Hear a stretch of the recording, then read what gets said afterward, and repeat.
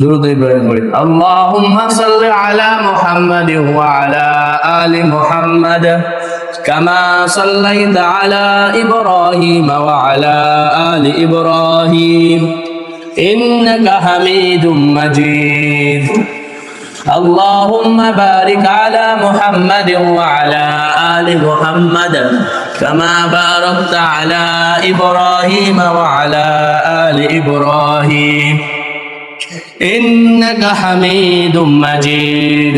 قال الله تبارك وتعالى في كلامه المجيد وفرقانه الحميد إن عدة الشهور عند الله 12 شهرا في كتاب الله يوم خلق السماوات والأرض منها 4 حرم ذلك الدين القيم فلا تظلموا فيهن أنفسهم وقاتلوا المشركين كافة كما يقاتلونكم كافة واعلموا أن الله مع المتقين. وقال النبي صلى الله عليه وسلم أفضل الصيام بعد رمضان شهر الله المحرم وأفضل الصلاة بعد المكتوبة صلاة الليل أو كما قال عليه الصلاة والسلام. আলহামদুলিল্লাহ, আল্লাহ পাকের দরবারে অসংখ্য অগণিত শুকরিয়া যে আল্লাহ পাক রব্বুল আলামিন আমাদেরকে পবিত্র জুমার দিন, আরবি নববর্ষ মুহররম মাস, জুমার নামাজ আদায়ের উদ্দেশ্যে আল্লাহ তাআলা আমাদেরকে যথাসময়ে মসজিদে আসার এবং বসার তৌফিক দান করেছেন। নামাজের পূর্বে কিছু দিনই কথাবার্তা, কোরআন ও সুন্নাহর আলোচনা শোনার তৌফিক দান করতেছেন। এই জন্য আমরা সকলে আল্লাহ পাকের দরবারে শুকরিয়া আদায় করি, বলে আলহামদুলিল্লাহ। আজকে মুহররম মাসের 2-3 তারিখ, আরবি নববর্ষ, অর্থাৎ আজ থেকে প্রায় 1445 বছর পূর্বে রাসূলুল্লাহ সাল্লাল্লাহু আলাইহি ওয়াসাল্লাম পবিত্র মক্কা ভূমি ছেড়ে মদিনা হিজরত করেন। রাসূল সাল্লাল্লাহু আলাইহি ওয়াসাল্লাম যেই দিন মক্কা থেকে হিজরত করে মদিনায় চলে যান, ওই দিন থেকে আরবি মাস গণনা করা হয়। এটাকে বলা হয় হিজরি সন আরবি, এবং আরবি মাস শুরু হয় মুহররম। আজকে মুহররমের 3 তারিখ। আল্লাহ তাআলা কুরআনুল কারীমের সূরা তাওবার 36 নম্বর আয়াতে বলেন, ইন্না ইদ্দাতাশ শুহুরি ইনদাল্লাহি 12 শাহরান ফি কিতাবিল্লাহি ইয়াওমা খালাকাস সামাওয়াতি ওয়াল আরদ। নিশ্চয় আল্লাহ তাআলার কাছে বছর হচ্ছে 12 মাসে। আল্লাহ তাআলার কাছে বছর, এক বছর হয় 12 মাসে। ফি কিতাবিল্লাহ, এটা আল্লাহর কিতাবের মধ্যে এটা নির্ধারিত আছে যে এক বছর হবে 12 মাসে। এই বিধান আল্লাহ কখন থেকে প্রবর্তন করেন যে এক বছর সমান সমান 12 মাস? এর উত্তর আল্লাহ তাআলা বলেন, ইয়াউমা খালাকাস সামাওয়াতি ওয়াল আরদ। যেদিন আল্লাহ তাআলা আসমান জমিন সৃষ্টি করেছেন, সেই দিন থেকে আল্লাহ তাআলা এই ফয়সালা করে দিয়েছেন যে আল্লাহর কাছে এক বছর হবে 12 মাসে। এরপর আল্লাহ তাআলা বলেন, মিনহা আরবাতুন হুরুম। এই 12 মাসের মধ্যে 4টা মাসকে আল্লাহ তাআলা বিশেষ সম্মান দান করেছেন। এদেরকে বলা হয়, এই 4 মাসকে বলা হয় আশহুরুল হুরুম, সম্মানিত 4 মাস। যুলকাদা, যুলহজ, মুহররম, রজব। এই 4টা মাস 12 মাসের মধ্যে বিশেষভাবে আল্লাহ তাআলার কাছে সম্মানিত মাস, যাকে আরবিতে বলা হয় আশহুরুল হুরুম।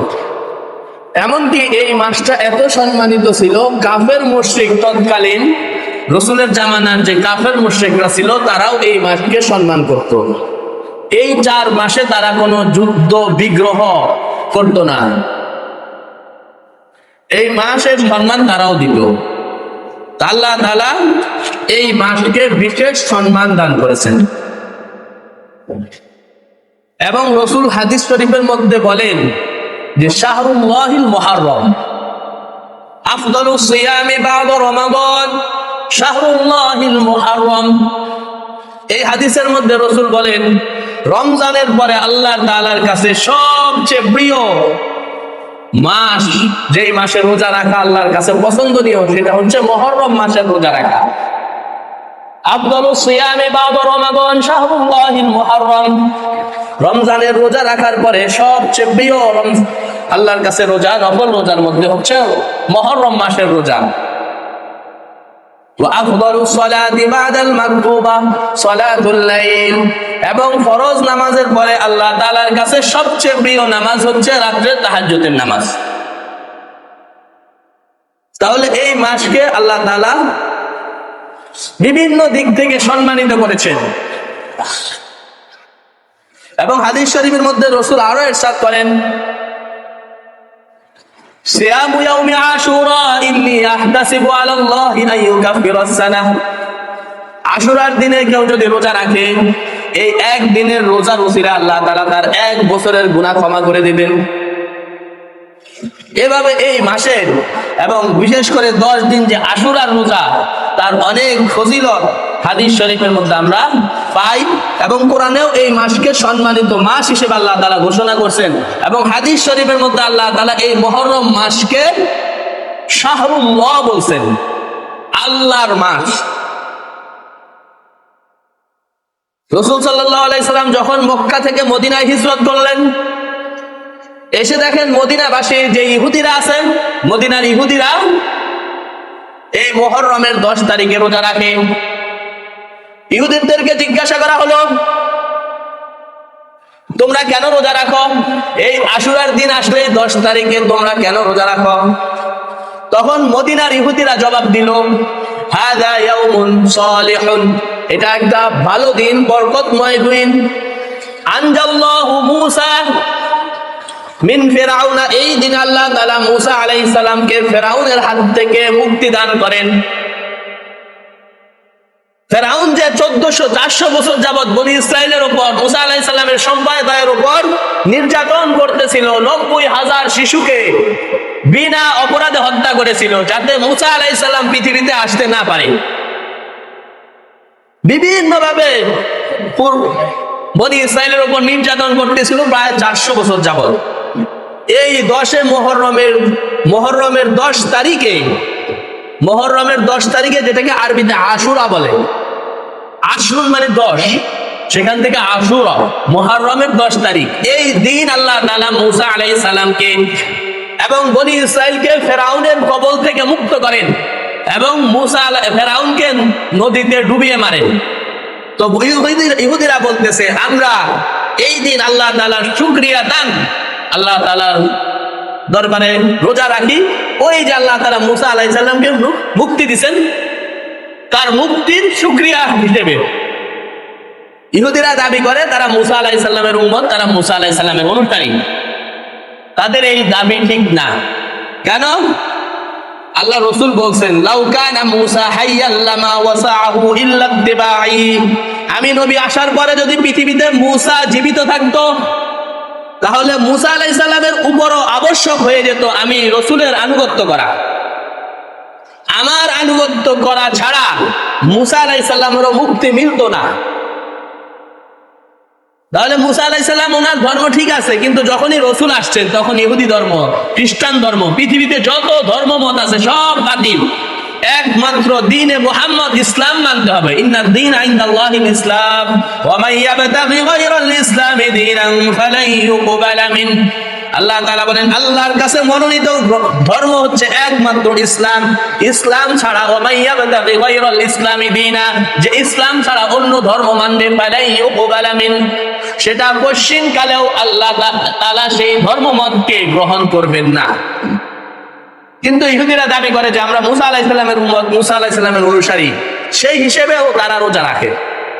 তখন রাসূলুল্লাহ সাল্লাল্লাহু আলাইহি ওয়াসাল্লাম বললেন, আনা আহাব্বু বিআখি মূসা, আমার ভাই মূসাকে আল্লাহ তাআলা এই দিনে ফিরআউনের কবল থেকে মুক্তি দান করেছেন। মূসা আলাইহিস সালামের অনুসারী হিসেবে আমি আমার ভাই মূসা অধিক হকদার তাকে অনুসরণ করা, তার নাজাতে রোজা রাখার ব্যাপারে আমি ইহুদিদের থেকে বেশি হকদার। তো আল্লাহ রাসূল বললেন, তোমরাও আশুরার দিনে রোজা রাখো। কিন্তু ইসলাম এখানে একটু পার্থক্য করে দিয়েছে। আল্লাহ রাসূল বললেন খালিফুল ইয়াহুদা, তোমরা ইহুদিদের বিরোধিতা করো। জীবনের প্রত্যেকটা ক্ষেত্রে রাসূল শিখাইছেন ইহুদি, মুশরিক, খ্রিস্টান তাদের সাথে একত্রতা ঘোষণা করা যাবে না, তাদের মতো কৃষ্টি কালচার চাল চলন গ্রহণ করা যাবে না। রাসূল বলছেন ঠিক আছে, ইহুদিরা রোজা রাখে, মুসা আলাইহিস সালাম এই দিনে মুক্তি পেয়েছেন, তার শুকরিয়া দান। মুসা আলাইহিস সালাম আমার ভাই, নবী হিসেবে তিনি আমার ভাই, আমি ওনার অনুসরণ করব, যেহেতু আল্লাহ তাআলা ওনাকে এই দিনে ফেরাউনের কবল থেকে মুক্ত করেছেন, তো আমিও শুকরিয়া দান রোজা রাখবো। কিন্তু আমাদের রোজাটা যাতে ইহুদিদের সাথে মিলে না যায়, এজন্য ইহুদিরা একদিন রোজা রাখে, আমার উম্মতকে আমি আদেশ দিতেছি তোমরা 2 দিন রোজা রাখবা। হয়তো 9 তারিখ, 10 তারিখ, অথবা 10 তারিখ, 11 তারিখ। এবং রাসূল সাল্লাল্লাহু আলাইহি ওয়াসাল্লাম জীবনের শেষ বছর এই আশা ব্যক্ত করেছিলেন, আগামী বছর যদি আল্লাহ আমাকে হায়াত দেন, লা আসুমান্না তাসিআ, আমি আশুরার রোজাও রাখবো, 9 তারিখের রোজাও রাখবো। তাহলে আমাদের রোজা হবে 2টা, আর ইহুদিদের রোজা হয় 1টা। তো বিরোধিতা হয়ে গেল, তাদের সাথে মিললো না। এই জন্য রাসূল বলছেন কেউ যদি আশুরার রোজা রাখো তাহলে 2টা রাখবা, হয়তো 9 তারিখ, 10 তারিখ, অথবা 10 তারিখ, 11 তারিখ। আগামী শুক্রবার হচ্ছে 10 তারিখ, এটা হচ্ছে আশুরার দিন। আশুরার 10 তারিখের রোজা এবং বৃহস্পতিবারের রোজা, এই 2 দিন রাখবো আমরা যারা আশুরার রোজা রাখবো, অথবা শুক্রবার, শনিবার। তো রাসূল সাল্লাল্লাহু আলাইহি ওয়াসাল্লাম বলছেন মুহররম, রমজানের পরে সবচেয়ে আল্লাহর কাছে প্রিয় হচ্ছে মুহররম মাসের রোজা, বিশেষ করে আশুরার দিনের রোজা। এই রোজার উসিলে আল্লাহ তাআলা 1 বছরের গুনাহ ক্ষমা করে দেন। তাহলে এই যে মুহররম মাসের যে ফজিলত, এটা একটা হিস্টোরি আমরা পেলাম হাদিসের মধ্যে যেটা আসছে, এই দিন আল্লাহ তাআলা মুসা আলাইহিস সালামকে মুক্তি দিয়েছেন। আরো পিছনে যদি যাই, আল্লাহ তাআলা এই দিনে আদম আলাইহিস সালামের তওবা কবুল করেন। জান্নাত থেকে একটা ভুলের কারণে যখন পৃথিবীতে এসে পড়েন, প্রায় দীর্ঘদিন আদম আলাইহিস সালাম আল্লাহ তাআলার কাছে ক্রন্দন করতে থাকেন। ওনার ভুলের জন্য শয়তানের প্ররোচনায় পড়ে নির্ধারিত ফল তিনি খেয়ে ফেলেন, যেই ফলের গাছের কাছে যাওয়া আল্লাহ তাআলা নিষেধ করেছিলেন। শয়তানের প্ররোচনায় পড়ে উনি ওই গাছের ফল খেয়ে ফেলেন। তো আল্লাহ তাআলা ওনাদেরকে, হাওয়া আলাইহিস সালামকে এবং আদম আলাইহিস সালামকে দুনিয়াতে পাঠিয়ে দেন। দীর্ঘদিন কান্নাকাটি করার পরে এই যে 10 মুহররম আল্লাহ তাআলা আদম আলাইহিস সালামের দোয়া কবুল করেন। রব্বানা যালামনা আনফুসানা ওয়া ইল্লাম তাগফির লানা ওয়া তারহামনা লানাকুনান্না মিনাল খাসিরিন। আদম আলাইহিস সালাম যখন এই দোয়া করেন, রব্বানা যালামনা, হে আল্লাহ আমি আমার উপর জুলুম করে ফেলেছি, রব্বানা যালামনা আনফুসানা ওয়া ইল্লাম তাগফির লানা, এখন ক্ষমা করার মালিক একমাত্র আপনি। ওয়া ইল্লাম তাগফির লানা ওয়া তারহামনা, যদি আপনি আমাকে ক্ষমা না করেন, আমার উপর রহম না করেন, লানাকুনান্না মিনাল খাসিরিন, আমি অবশ্যই ক্ষতিগ্রস্ত হয়ে যাব। এই দোয়া আল্লাহ তাআলা এই 10 মুহররম আশুরার 10 তারিখ আল্লাহ তাআলা কবুল করেন। তাহলে একবারে পিছন থেকে এই মাসের সম্মান, এই মাসের ফজিলত, বিশেষ করে আশুরার 10 তারিখের ফজিলত, এরকম হাদিসের কিতাবের মধ্যে ঘটনা লিখছে। এবং যাকে আদমে সানি বলা হয়, নূহ আলাইহিস সালাম, ওনার যে নৌকা 40 দিন পর্যন্ত পুরা জাতিকে আল্লাহ তাআলা ধ্বংস করে দিয়েছেন। নূহ আলাইহিস সালাম ওনার সম্প্রদায়কে 950 বছর দাওয়াত দিয়েছেন, ইসলামের দাওয়াত। মাত্র 80 থেকে 82 জন লোক ওনার দাওয়াত কবুল করে মুসলমান হয়, আর বাকি সম্প্রদায়ের সবাই ওনার দাওয়াত প্রত্যাখ্যান করে। পরে সর্বশেষ উনি বাধ্য হয়ে বদদোয়া করছেন ওনার সম্প্রদায়ের জন্য। আল্লাহ এই সম্প্রদায়কে আপনি ধ্বংস করে দেন, এদের একজনকে আল্লাহ আপনি আর পৃথিবীতে রাখবেন না। এভাবে সূরা নূহের মধ্যে নূহ আলাইহিস সালামের বদদোয়া আল্লাহ তাআলা তুলে ধরছেন। উনি তার সম্প্রদায়ের জন্য বদদোয়া করছেন।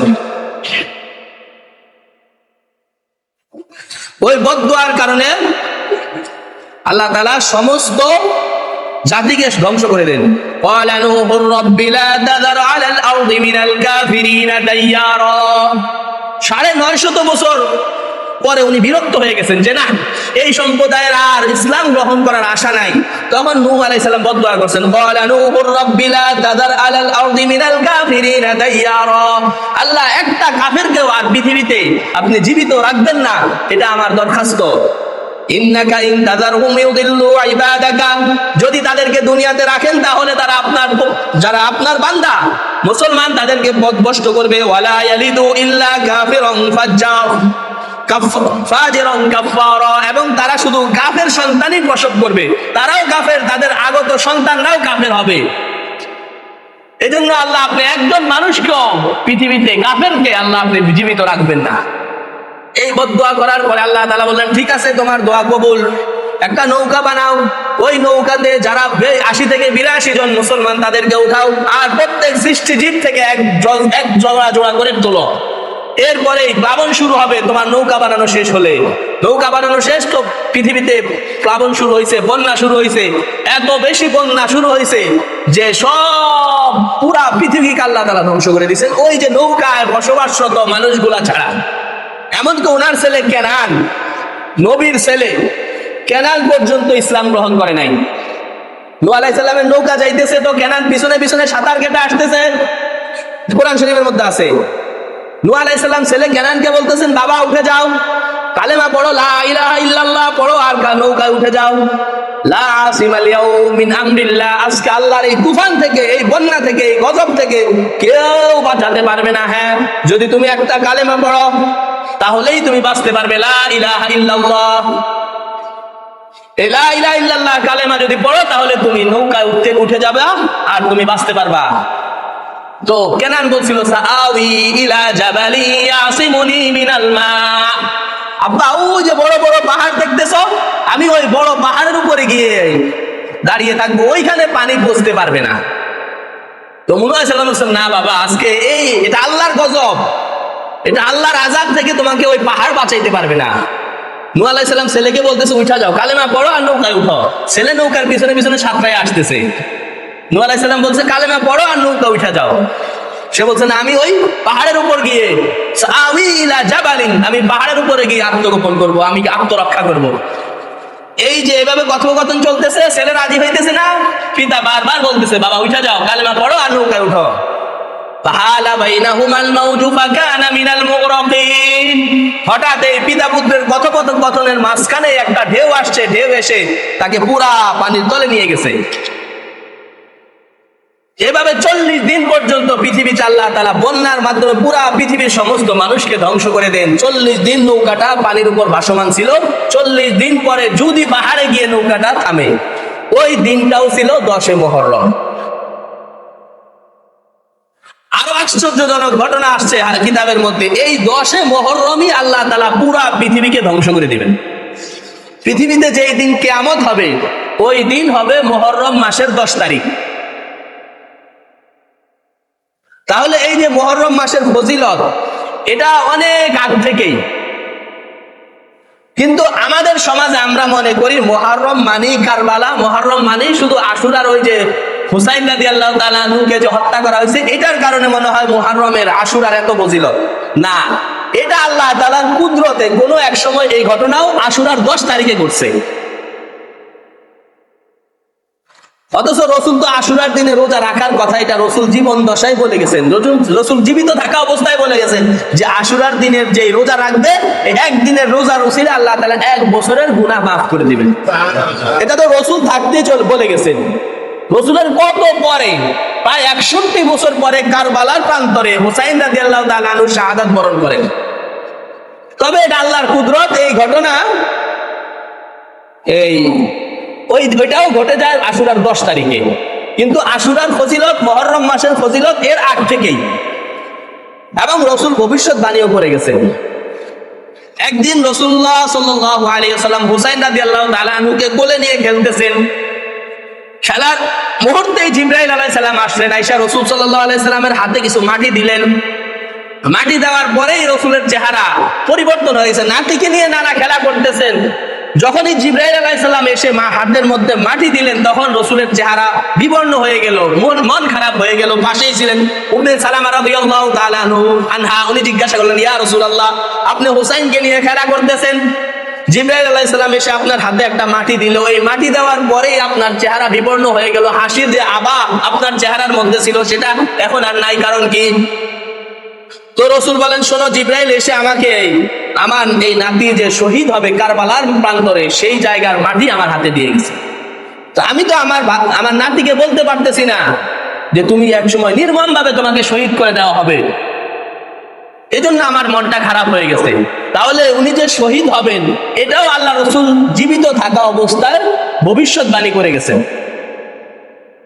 এবং এই দিনের ফজিলত ওনার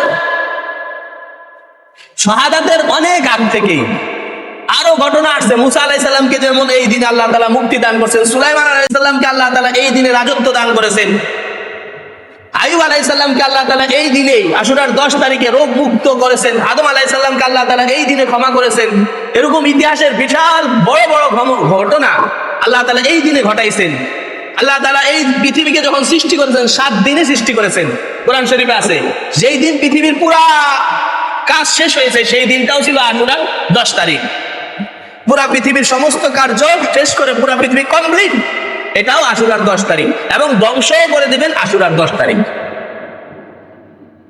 এখন শুধু এটাকে মুহররমের সাথে কারবালার সাথে যুক্ত করে দেওয়া, এটা ইসলামকে ইতিহাসকে বিকৃত করে দেওয়া। হ্যাঁ, এই দিন উনি শাহাদাত বরণ করেছেন, এই জন্য আমরাও মর্মাহত, রসুলও মর্মাহত ছিলেন। রসুলকে যখন এই খবর জিবরাইল আলাইহিস সালাম জানাইছেন, রসুলেরও মন খারাপ হয়ে গেছে। কিন্তু এখন আমাদের সমাজে কি হয়, এটাকে কেন্দ্র করে যে তাজিয়া মিছিল করা হয়, যে মাদাম করা হয়, যে মুরসিয়া করা হয়, এগুলা সব বিজাতীয় সংস্কৃতি। এই যে আগামী শুক্রবার আসবে, ঢাকার ইমামপাড়া হুসলি দালান বলেন, এখানে বিশাল বড় একটা মিছিল বের করবে এরা, তাজিয়া মিছিল, যেখানে হোসাইন রাদিয়াল্লাহু তাআলা আনহুর কবরের একটা আকৃতি তৈরি করবে। আর হুসাইন রাদিয়াল্লাহু তাআলা আনহু ঘোড়ার উপর সওয়ার হয়ে নিহত হয়েছেন, ওই এরকম একটা ঘোড়া, কাল্পনিক ঘোড়া তারা নিয়ে আসবে, যে এটা ওই ঘোড়া এনে এরা মিছিল করবে, হায় হোসেন, হায় হোসেন, কেন গিয়েছিলে কারবালায়, হায় হোসেন, হায় হোসেন। এই হায় হোসেন, হায় হোসেন করবে, আর নিজেদের শরীরে নিজে ছুরি দিয়ে আঘাত করবে, নিজের শরীর নিজে ছুরি দিয়ে আঘাত করে রক্তাক্ত করবে। অথচ বুখারী মুসলিমের হাদিস, রাসূল বলেন, লাইসা মিন্না মান দরাবাল খুদুদ ওয়া শাক্কাল জুয়ুব ওয়া দাআ বিদাওয়াতিল জাহিলিয়াহ। ওই ব্যক্তি আমার উম্মতের অন্তর্ভুক্ত না যে কোনো মুসিবতের কারণে নিজের শরীরের জামা ছিঁড়ে নিজের শরীরে আঘাত করেন, ওয়া দাআ বিদাওয়াতিল জাহিলিয়াহ, এবং মূর্খতার যুগে মানুষগুলো যেই ধরনের কথাবার্তা বলতো, যেই ধরনের আচরণ করত, সেই কথাগুলো সে বলে। এই ধরনের কাজ যারা করবে সে আমার উম্মতের অন্তর্ভুক্ত না, সে আমার উম্মত না। হুসাইন রাদিয়াল্লাহু তাআলা ইন্তেকাল করছে, 1400 বছর হয়ে গেছে, এখনো তারা শোক পালন করতেছে, শোক পালন করতেই আছে, নিজের শরীর রক্তাক্ত করতেছে। এই বড় বড় লোহার শিকল একসাথে 8-10টা পেঁচায় এটার উপরে একটা বাট দিয়ে এইভাবে হায় হোসেন, হায় হোসেন, হায় হোসেন করে নিজের শরীর রক্তাক্ত করে। আর মিডিয়াগুলো এটাকে তুলে বলে পবিত্র আশুরা তার যথাযথ মর্যাদার সাথে পালন করা হয়েছে। এখানে পালনের কি দেখলেন আপনি? সব নিজের শরীর নিজে রক্তাক্ত করতেছে। আল্লাহ রসুল বলছেন, কারো জন্য 3 দিনের বেশি শোক পালন করা জায়েজ নাই। 3 দিনের বেশি শোক পালন করা জায়েজ নাই। হ্যাঁ, একমাত্র স্ত্রীদের জন্য জায়েজ আছে। স্বামী মারা গেলে সে 4 মাস 10 দিন শোক পালন করবে। শুধুমাত্র স্ত্রী তার স্বামী মারা গেলে 4 মাস 10 দিন শোক পালন করবে, কোনো সাজসজ্জা করবে না, স্বাভাবিকভাবে থাকবে, সাজসজ্জা করবে না। স্বামী যে মারা গেছে এজন্য স্ত্রীকে অনুমতি দেওয়া আছে, সে 4 মাস 10 দিন শোক পালন করবে, এটা কোরআনের নির্দেশ। আর বা'দা আশহুরিন ওয়া আশরা ওয়াল্লাযীনা ইয়াযারুনা আযওয়াজাহুম ইয়াতারাব্বাসনা আনফুসিহিন্না বিআরবা'তি আশহুরিন ওয়া আশরা, যাদের স্বামী মারা গেছে তারা 4 মাস 10 দিন শোক পালন করবে। এছাড়া পৃথিবীর কারো জন্য যত কাছের লোকই মারা যাক, রাসূল বলেন 3 দিনের বেশি শোক পালন করা যাবে না। 3 দিনের বেশি শোক পালন করা নিষেধ। রাসূলের ছেলে ইব্রাহিম ছোট থাকতেই মারা গেছে, তো রাসূল তাকে বলে নিয়ে বলতেছেন, তাদমাউল আইনু, চোখ থেকে অশ্রু ঝরতেছে, অন্তর বিগলিত হয়েছে, কষ্ট পেয়েছে। ওয়ালা নাকুলু ইল্লা মা ইয়ারদা রাব্বুনা, তবে আমাদের চোখ থেকে অশ্রু ঝরতেছে, অন্তর ব্যথিত, কিন্তু আমাদের মুখ দিয়ে এমন কোনো কথা বলবো না যেই কথার কারণে আমাদের আল্লাহ নারাজ হয়। আমার আল্লাহ নারাজ হয় এমন কোনো কথা আমি বলবো না। ওনার ছেলেকে কোলে নিয়ে ইব্রাহিম আলাইহিস সালাম যখন ইন্তেকাল করছেন, তখন রাসূল তাকে কোলে নিয়ে এই কথা বলতেছেন যে তাদমাউল আইন, চোখ থেকে অশ্রু ঝরবে, সে সন্তান হারিয়েছে, পিতা, এজন্য স্বাভাবিক চোখ থেকে অশ্রু ঝরতে পারে, অন্তর ব্যথিত হবে, ঠিক আছে। ওয়ালা নাকুলু ইল্লা মা ইয়ারদা রাব্বুনা, তবে মুখ থেকে আল্লাহ নারাজ হয় এমন কোনো কথা আমরা বলবো না। এবং রাসূল হাদিসে বলে 2 ধরনের চিৎকার, সাউতানে মালউনুন ইনদাল্লাহ, 2টা আওয়াজ আল্লাহর কাছে অভিশপ্ত আওয়াজ, 2টা আওয়াজ আল্লাহ তাআলার কাছে অভিশপ্ত আওয়াজ। সাউতুন ইনদান নি'মা, খুশির সময় ঢোল বা মিজমারু ইনদান নিআমা, খুশির সময় ঢোল তবলা এগুলা বাজানো। একটা বিবাহ অনুষ্ঠান হয়েছে, এটা একটা খুশির সময়, একটা আনন্দের সময়। এই সময় আপনি ঢোল তবলা বাজাইলেন, ডাক ঢোল বাজাইলেন, বক্স আইনা আওয়াজ বাঁশি বাজাইলেন, আল্লাহ তাআলা বলেন এই আওয়াজ আল্লাহর কাছে অভিশপ্ত আওয়াজ। ওয়াসাউতুন ইনদাল মুসিবা, এবং মুসিবতের সময় এই ধরনের আওয়াজ করা, এটাও আল্লাহর কাছে অভিশপ্ত। যারা ইসলামের নাম দিয়ে এই যে 10 মুহররম দেখবেন ঢোল, কত প্রকারের ঢোল যে বাজায়, তবলা বাজায়, আবার ওই যে প্লেটের মতো একটা আরেকটার সাথে লাগায় আওয়াজ করে, কত ধরনের আওয়াজ কি করে। অথচ আল্লাহ রাসূল বলছেন আল্লাহ তাআলা আমাকে পাঠাইছে এই বাঁশিগুলা, এগুলো হচ্ছে শয়তানের যন্ত্র, শয়তানের বাদ্যযন্ত্র, এগুলা ধ্বংস করার জন্য আল্লাহ তাআলা আমাকে পাঠাইছে। এরা ইসলামের নাম দিয়ে, আশুরার নাম দিয়ে এগুলাকে প্রচার করতেছে। সারা বছর রাসূলের সুন্নতের খবর নাই, একজনের মুখেও দাড়ি নাই, একজনের মাথায় টুপি নাই, হাই হোসেন করে একদিন শুধু এরকম মাতামাতি করবে, আর সারা বছর খবর নাই। সারা বছর বুঝাই যাবে না যে ঢাকায় কোনো শিয়া আছে। কিন্তু যখনই এই 10 মুহররম আসে, মনে হয় পুরা শিয়াদের দখলে চলে যায়, পুরাটাই শিয়াদের দখলে চলে যায়। রাসূল সাল্লাল্লাহু আলাইহি ওয়াসাল্লামের জামানায় এটা রাসূল করেন নাই, এটা শুরু হয়েছে 300 বছর পরে। 300 বছর পরে এই তাজিয়া মিছিল বের করে। এর মধ্যে আছে অনেক তাজিয়া মিছিলের সামনে তারা মানত করে, কত এই দোয়া করে, এগুলা সব ওই হিন্দুয়ানি সংস্কৃতি থেকে নেওয়া। আল্লাহ রাসূল ইন্তেকাল করছেন, তো রাসূল ইন্তেকালের পরে সাহাবায়ে কেরাম তো এই ধরনের মাতাব করেন নাই, এই ধরনের মিছিল বের করেন নাই, এই ধরনের মুরসিয়া করেন নাই। হোসাইন রাদিয়াল্লাহু তাআলা আনহুর পিতা আলী রাদিয়াল্লাহু তাআলা আনহুকে হত্যা করা হয়েছে। ইবনে মুলজিম ওনাকে নির্মমভাবে হত্যা করছে। ওনার মৃত্যুতে তো কেউ তাজিয়া মিছিল বের করে নাই, এই ধরনের মাতাব, এই ধরনের কৃষ্টি কালচার কোনো কিছুই তো নাই। ওমর রাদিয়াল্লাহু তাআলা আনহুকে হত্যা করা হয়েছে। আবু লুলু নামে এক দাস, সে ওমর রাদিয়াল্লাহু তাআলা আনহু ফজর নামাজ পড়াইতেছেন। ওই ফজর নামাজের সময়ও ওনার শরীরের মধ্যে পিছন থেকে ওনাকে খঞ্চর দিয়ে আঘাত করছেন, পুরা শরীর রক্তাক্ত হয়ে গেছে। ডাক্তার আনা হয়েছে, ওনাকে দুধ দিছেন, তো নাভির এই দিক দিয়ে পেটের এখানে ফাড়া হয়েছিল, দুধ মুখ দিয়ে দিছেন, তো ওইখান দিয়ে যেখানে খঞ্চর মারা হয়েছে দুধ সব ওইখান দিয়ে বের হয়ে গেছে। তখন ডাক্তার বলছে ওমর রাদিয়াল্লাহু তাআলা আনহুকে আর বাঁচানো যাবে না, যেহেতু শরীরে খাবার থাকে না, দুধ দিছে, দুধ পর্যন্ত ওই কাটা জায়গা দিয়ে বের হয়ে গেছে, ওনাকে আর বাঁচানো সম্ভব না। কি নির্মম ভাবে ওমর রাদিয়াল্লাহু তাআলা আনহুকে শহীদ করে দেওয়া হয়েছে। যে ওমরের ব্যাপারে আল্লাহ তাআলা বলছে, আল্লাহ রাসূল বলছেন লাউ কানা বাদি নাবিয়ান লাকানা ওমর, আমার পরে যদি কেউ নবী হতো তাহলে সেই নবী হওয়ার যোগ্যতা ওমরের মধ্যে আছে। আল হাক্কু, হক যেটা, দার হাইফু দার ওমর, আল্লাহ রাসূল বলেন ওমর যেই দিকে হক সেই দিকে। সে ওমর রাদিয়াল্লাহু তাআলা আনহুকে নির্মম ভাবে শহীদ করে দেওয়া হয়েছে। উনি মাটিতে শুয়ে আছেন, এক যুবক ওনাকে দেখতে আসছেন। দেখেন কি ওনাদের শরীয়তের প্রতি, এক একটা মাসালার প্রতি কি পরিমাণ গুরুত্ব, রাসূলের এক একটা হাদিসের প্রতি কি পরিমাণ গুরুত্ব দিচ্ছেন। উনি মুমূর্ষ অবস্থায় খাবার দিচ্ছেন, খাবার ওনার পেটের দিক দিয়ে যে ফাড়া জায়গা ওইখান দিয়ে বেরিয়ে যাচ্ছে। এক যুবক আসছে ওনাকে দেখতে, দেখে চলে যাচ্ছে।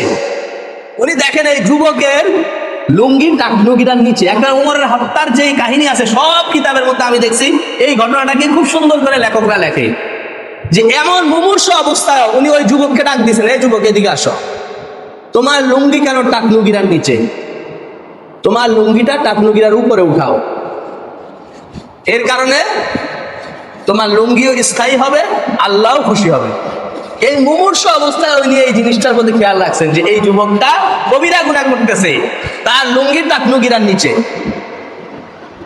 আমি দেখছি যত কিতাবের মধ্যে আমি ওমর রাদিয়াল্লাহু তাআলার জীবনী পড়ছি, ওনার হত্যার এই কাহিনীটা পড়ছি, সমস্ত লেখকরা এই ঘটনাটাকে খুব সুন্দর করে তুলে ধরেন যে এই মুমূর্ষ অবস্থায়ও উনি ওই যুবকের এই বিষয়টা তাকে সতর্ক করছেন যে যুবক তোমার লুঙ্গি কেন টাকনুগিরার নিচে। আর হাদিস শরীফের মধ্যে আসছেন মা আসফালা মিনাল ইজারি, যে অংশ লুঙ্গি বা জামার যে অংশ টাকনুগিরার নিচে থাকবে ওই অংশটা জাহান্নামে যাও। এই গুনাহটা আমাদের সমাজে প্রায় 95% মানুষই আমরা করি, অথচ এই গুনাহের মধ্যে কোনো মজা নাই, কোনো